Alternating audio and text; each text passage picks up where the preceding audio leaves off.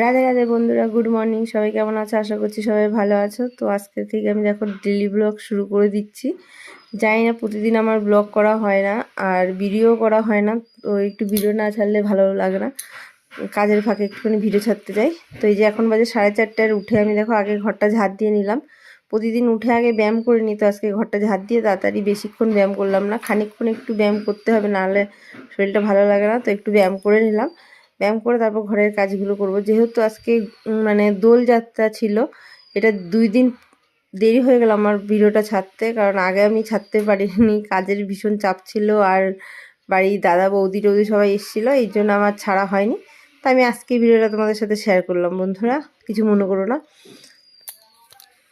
তো প্রতিদিন একটু দেরি করেও উঠে পুজো টুজো দিই না, আমি প্রতিদিনই 4:30টার সময় উঠি, কিন্তু আজকে একটু তাড়াতাড়ি করে ব্যায়াম ট্যায়াম করে নিলাম। বেশি ব্যায়াম করলাম না, কারণ হচ্ছে আজকে যেহেতু দোলযাত্রা আর গ্রহণ লাগবে সবাই জানো। আর সব মোবাইলে তো শুধু দেখাচ্ছে, আর সবাই বলা বলি করছে মুখে যে সূতককালের আগে পুজো দিয়ে দিতে হবে, ঠাকুরকে ভোগ দিয়ে দিতে হবে। যেহেতু আমি প্রতিদিনই 6টা 6:30টার মধ্যে পুজো দিয়ে দিই, তবুও আজকে চেষ্টা করছি একটু তাড়াতাড়ি যাতে পুজোটা দিয়ে দিতে পারি। তো বাসি ঘরে তো আর কিছু করা যায় না, তো আমি বাসি ঘরটার উঠোন ঝাড় দিয়ে তাড়াতাড়ি করে নিচ্ছি। দেখো কাজ করতে করতে বেলাটা উঠেই গেছে, দেখেছো তো? বেশি দেরি করতে যাচ্ছে না, তবুও দেরি হয়েই যাচ্ছে। উঠোনটা আমাদের না বেঁকা তেরা, এদিকে ওইদিকে সব দিক দিয়ে ঝাড় দিতে গেলে একটু দেরি হয়েই যায়।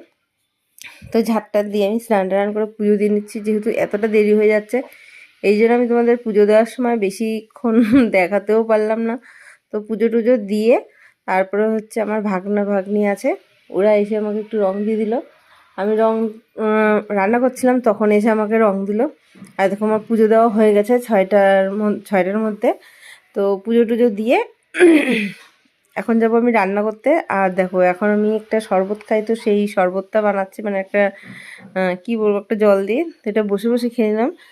আর এই যে দেখো একটা শরবত বানিয়েছি, এই একটা, আর একটা বানাবো পাতার রস দিয়ে, সেইটা পাতা অনেক কিছু দিয়ে, সেটা তোমাদের দাদাভাই আর আমি দুজনেই খাই। তো এই যে শুরু হয়ে গেছে, দেখো খেয়ে দে। তারপর আমার রান্নাও বসিয়ে দিয়েছি খেতে খেতে। আর তারপর দেখি আমার ভাগ্নি চলে এসে রং মাখাতে, এই যে রং মাখিয়ে দিচ্ছে দেখো। আমার ননদরাও এসছে, 2 ননদ আর আমি। তারপর গেলাম